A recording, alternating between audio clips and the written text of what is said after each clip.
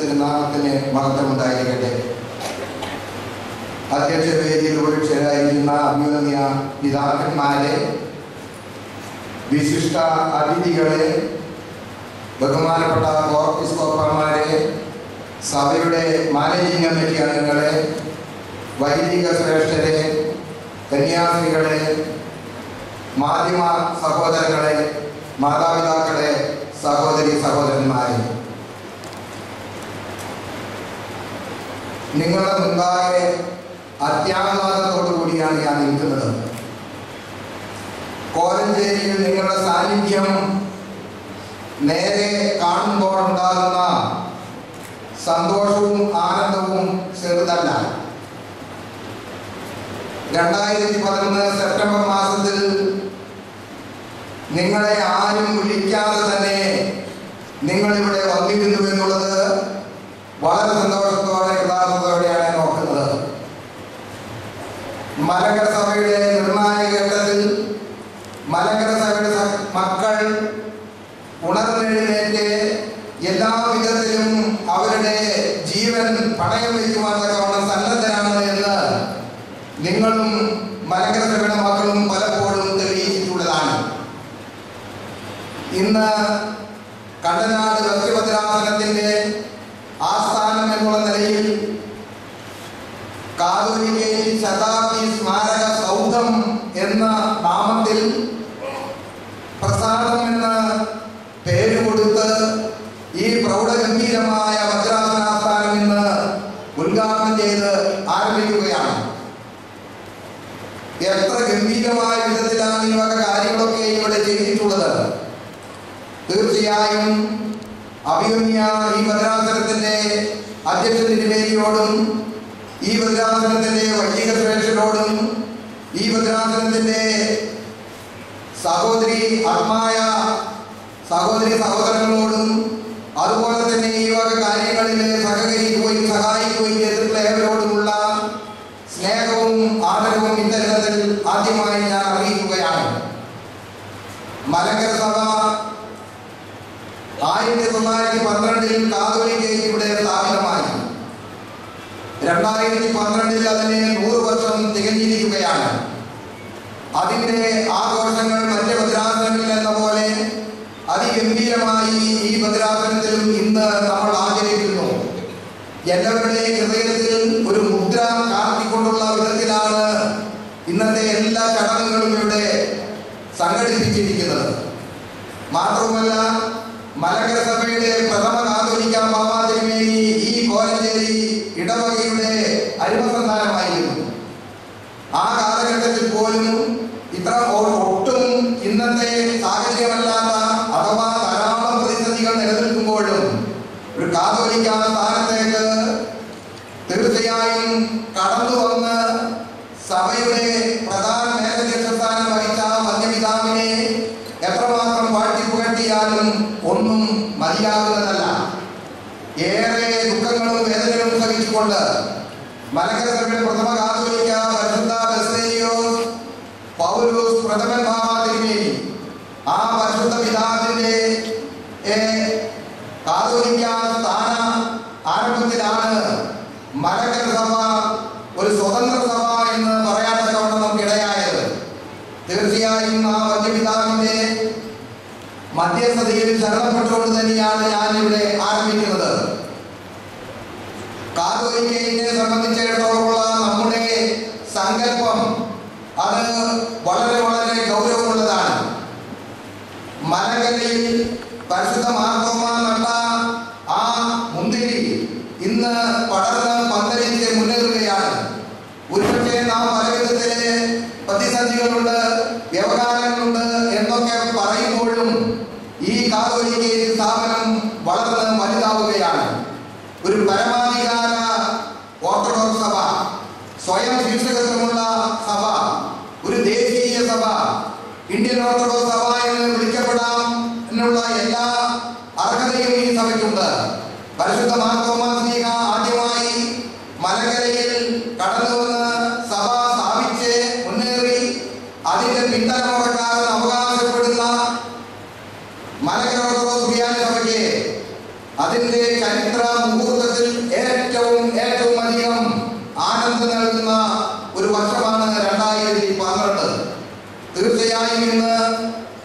ബഹുവിധ പദ്ധതികളാണ് ഇവിടെ ആരംഭിക്കുന്നത്.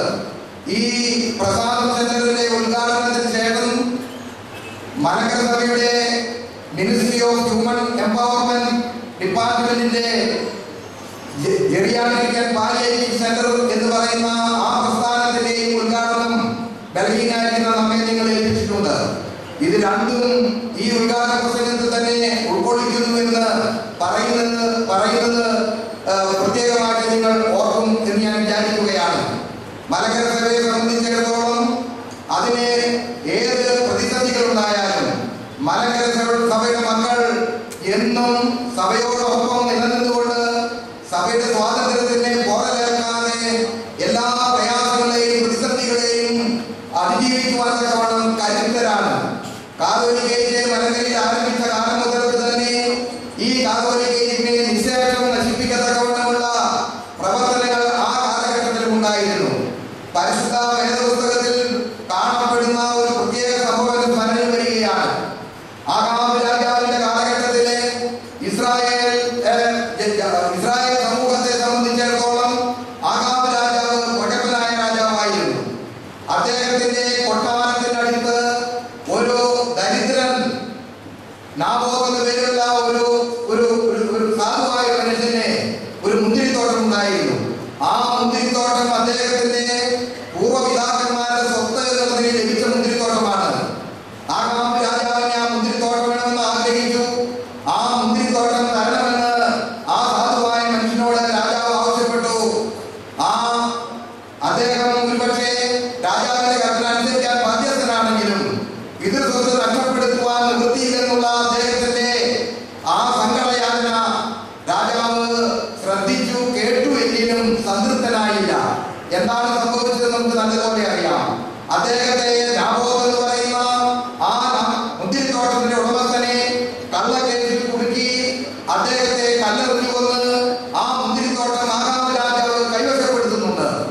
അങ്ങനെ കൈവശപ്പെടുത്തിയെങ്കിലും ആഹാബ് രാജാവിന്റെ അന്ത്യം വളരെ ദയനീയമായിരുന്നു എന്നുള്ളത് പരിശുദ്ധ വേദഗ്രന്ഥം നമ്മോട് സാക്ഷിക്കുന്നുണ്ട്. പ്രിയമുള്ളവരെ, കാതോലിക്ക എന്ന് പറയുന്ന ഒരു സ്ഥാപനം 1912 ഇവിടെ സ്ഥാപിക്കപ്പെട്ടപ്പോഴോ അതിനെ നിശേഷം ഇല്ലാതാക്കുവാനും നശിപ്പിക്കുവാനും പല വിധത്തിലുള്ള ശക്തികളും ഉണ്ടായിട്ടുണ്ട്. പക്ഷേ ഇത് പിതൃസ്വത്താണ് എന്നുള്ള സങ്കല്പത്തിലൂടെ നമ്മുടെ പൂർവിക പിതാക്കന്മാർ അതിനെ പരിരക്ഷിച്ചു വരികയാണ്. ഒരു സ്വാതന്ത്ര്യമുള്ള സഭ, ഒരു ദേശീയ സഭ, ഒരു സ്വയം ശിഷ്യത്വമുള്ള സഭ, എല്ലാ തലങ്ങളിലും ഈ കാതോലിക്ക എന്ന് പറയുന്നത് മലങ്കര സഭയുടെ വളർച്ചയ്ക്ക് ആവശ്യമാണ്. ഇന്ത്യൻ ഓർത്തഡോക്സ് സഭ എന്നതിനെ വിളിക്കുന്നതിൽ കശകില്ലെന്നാണ് എന്റെ വിചാരം. തീർച്ചയായും ഈ കാതോലിക്കയുടെ ശതാബ്ദി ആഘോഷം ഏറ്റവും ചരിത്ര മുഹൂർത്തത്തിൽ എന്നും ഏവർക്കും ഓർക്കപ്പെടുവാൻ തക്കവണ്ണം നാം അത് ആഘോഷിക്കുകയാണ്. വിവിധ ഭദ്രാസനങ്ങൾ ആഘോഷിക്കുന്നു. അതുപോലെ തന്നെ സഭ പൂർണ്ണമായും മൊത്തമായും നവംബർ മാസം 25-ാം തീയതി നമ്മൾ ആഘോഷിക്കുകയാണ്. ഇതൊക്കെയും സഭയെ സംബന്ധിച്ചിടത്തോളം വലിയ വലിയ അത്യാഘാതത്തിന്റെ മുഹൂർത്തങ്ങളാണ്. ഇത് ഈ ഭദ്രാസനത്തിൽ നിന്ന് ഏറ്റവും നന്നായിട്ട് ആഘോഷിക്കുന്നു. ഒരു വിധത്തിലും കാതോലിക്കയെ ഏതെങ്കിലും തരത്തിൽ തളർത്തുവാനോ ആർക്കും സാധ്യമല്ല എന്നുള്ള കാര്യം ഞാൻ ഓർമ്മിക്കട്ടെ. മാത്രവുമല്ല, പ്രതിസന്ധികൾ ഉണ്ടായേക്കാം, പ്രയാസങ്ങൾ ഉണ്ടായേക്കാം. ക്രിസ്തീയ സഭയ്ക്ക് പീഡനങ്ങളും ബുദ്ധിമുട്ടുകളും ഇതെല്ലാം ആദ്യം മുതൽ തന്നെ ഉള്ളതാണ്. ഒരിക്കലും അങ്ങനെയുള്ള പ്രതിസന്ധികളോ പ്രയാസങ്ങളോ ഒക്കെ വരുന്ന മുറയ്ക്ക് തളരാതെ ദൈവത്തിൽ ആശ്രയിച്ചുകൊണ്ട് മുന്നേറുക എന്നുള്ളതാണ് നമ്മുടെ പൂർവ്വിക പിതാക്കന്മാർ നമ്മെ പരിവേൽപ്പിച്ചിട്ടുള്ളതായ ഉത്തരവാദിത്വം. അത് നമ്മൾ നിർവഹിച്ചേ മതിയാകൂ. ആദ്യമായിട്ട് തന്നെ ഈ സഭയെ സംബന്ധിച്ചിടത്തോളം ഈ സഭയിൽ പരിപൂർണമായ ശാശ്വത സമാധാനം ഉണ്ടാകുവാൻ തക്കവണ്ണം ദൈവസന്നിധിയിൽ നിരന്തരം പ്രാർത്ഥിക്കാൻ നിങ്ങൾ മറന്നു പോകരുത്. അത് നമ്മുടെ വലിയ ചുമതലയാണ്. അതുപോലെ തന്നെ സത്യം കൈവിട്ട് അനീതിക്കോ മറ്റേതെങ്കിലും വിധത്തിലുള്ള പ്രവർത്തനങ്ങൾക്കോ നാം മുഖാന്തരമായി കൂടാ. എല്ലാം സമാധാനത്തിന്റെ മാർഗങ്ങളിലൂടെ, സത്യത്തിന്റെ വഴിയിലൂടെ സത്യത്തെ കുറിച്ചു കൂടുവാൻ ലോകത്തിൽ ആർക്കും സാധ്യമല്ല. അതിനെ സമയദൈർഘ്യമുണ്ടെന്ന് മാത്രമേ ഉള്ളൂ. അതുകൊണ്ട് ഈ മലങ്കര ഓർത്തഡോക്സ് സഭയുടെ ഈ കാതോലിക്ക എന്ന് പറയുന്ന ഈ സ്ഥാപനത്തിന്റെ വളർച്ചയ്ക്ക് വേണ്ടി എല്ലാ വിധത്തിലും പ്രാർത്ഥനയിലും അതുപോലെ തന്നെ പ്രവർത്തനങ്ങളിലും നിങ്ങൾ ഉത്സാഹിച്ച് എന്നും സഭയ്ക്ക് വേണ്ടി പ്രവർത്തിക്കണമെന്ന് ഓർമ്മിപ്പിക്കുകയാണ്.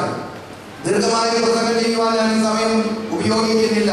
പിതാക്കന്മാരുടെ സാന്നിധ്യം തന്നെ ഈ വിഷയത്തിൽ എത്രമാത്രം ഗൗരവത്തോടെയാണ് കോലഞ്ചേരിയിലുള്ള ഈ ശതാബ്ദി സമ്മേളനത്തിന് എല്ലാ പിതാക്കന്മാരുടെ സന്നിധിയിലായിരിക്കുന്ന ഓരോരുത്തരും അവരതിനെ നൽകിയിട്ടുള്ളത് എന്നുള്ളത് ഇവിടെ സുവ്യക്തമായിരിക്കുന്നു. അനേക ജീവകാരുണ്യ പ്രവർത്തനങ്ങൾ ഈ ഭദ്രാസനത്തിന്റെ വൈദികരാലും ജനങ്ങളാലും യാതൊരു തടസ്സവും കൂടാതെ നടത്തിക്കൊണ്ടിരുന്ന ഭദ്രാസനമാണിത്. ഇപ്പോൾ ഈ 2012 ഒക്ടോബർ, നവംബർ, ഡിസംബർ എന്നീ 3 മാസങ്ങളിൽ മിനിസ്ട്രി ഓഫ് വുമൺ എംപവർമെന്റ് എന്ന് പറയുന്ന മലങ്കര ഓർത്തഡോക്സ് സുറിയാനി സഭയുടെ ആ ഒരു പ്രത്യേക ഡിപ്പാർട്ട്മെന്റ് ഈ 3 മാസം ഒരു പ്രധാനപ്പെട്ട പദ്ധതി ആവിഷ്കരിച്ച് ഇന്ന് അതും ഇവിടെ ഉദ്ഘാടനം ചെയ്യുന്നുണ്ട്. കേരളത്തെ സംബന്ധിച്ചിടത്തോളം വൃദ്ധജനങ്ങൾ വർദ്ധിച്ചുകൊണ്ടിരിക്കുകയാണ്. അവരുടെ മക്കളും കൊച്ചുമക്കളും ആരും നാട്ടിലില്ലാതെ ലോകത്തിന്റെ പല ഭാഗങ്ങളിലുമായി അവരെ കുടിയേറി ഉദ്യോഗാർത്ഥവും മറ്റു വിധത്തിലും അവരെ നാട്ടിൽ നിന്ന് അന്യമായി കൊണ്ടിരിക്കുകയാണ്. അങ്ങനെയുള്ള സന്ദർഭത്തിൽ ഈ വൃദ്ധജനങ്ങളെ ഏതെല്ലാം വിധത്തിൽ നമുക്ക് അവരെ സഹായിക്കാൻ നോക്കും. അങ്ങനെയുള്ളൊരു പദ്ധതിയാണ് ആവിഷ്കരിച്ചിട്ടുള്ളത്. 200 വർഷങ്ങൾക്ക് മുൻപ് വെളിക്കോട്ടിൽ എല്ലാ പള്ളിയിലും ഒരു പള്ളിക്കൂടം ഉണ്ടായിരിക്കണമെന്ന് നിഷ്കർഷിച്ച് ഏകദേശം 250 പള്ളിക്കൂടങ്ങൾ അന്ന് സ്ഥാപിച്ചുവെന്ന് ചരിത്രത്തിലൂടെ വായിച്ചിട്ടുണ്ട്. അന്ന് പള്ളിക്കൂടം സ്ഥാപിക്കുക എന്ന് പറയുന്നത് ഒരു ജീവകാരുണ്യ പ്രവൃത്തിയായിരുന്നു. ഇന്ന് മലങ്കര സഭ ആഗ്രഹിക്കുന്നത് പള്ളിയോടൊപ്പം ഒരു പള്ളി വീട് ഉണ്ടായിരിക്കണം എന്നുള്ളതാണ്. പള്ളി വീട് എന്ന് പറഞ്ഞാൽ പകൽ സമയം ദേവാലയങ്ങളിൽ ഈ വൃദ്ധജനങ്ങളെ കൊണ്ടുവന്ന് ആ പകൽ സമയം മുഴുവനും അവരെ സന്തോഷപൂർവ്വമോടെ ചെലവഴിക്കത്തക്കവണ്ണമുള്ള സംവിധാനം. അതോടൊപ്പം തന്നെ പാലിയേറ്റീവ് കെയർ ഡിപ്പാർട്ട്മെന്റ് നമ്മൾ തുടങ്ങുകയാണ്. അതിനാണ് ബഹുമാന്യനായ ഡോക്ടർ സുരേഷ് കുമാർ അദ്ദേഹം ഈ വകുപ്പിലേറെ പ്രവർത്തിക്കുന്ന വളരെ ശുഷ്കാന്തോടെ പ്രവർത്തിക്കുന്ന ഒരു ഡോക്ടറാണ്. തീർച്ചയായും അതും ഈ വർഷത്തെ മലങ്കര സഭയുടെ ഒരു പ്രധാനപ്പെട്ട പദ്ധതിയായി ആവിഷ്കരിക്കുവാനായിട്ട് നിശ്ചയിച്ചിട്ടുണ്ട്.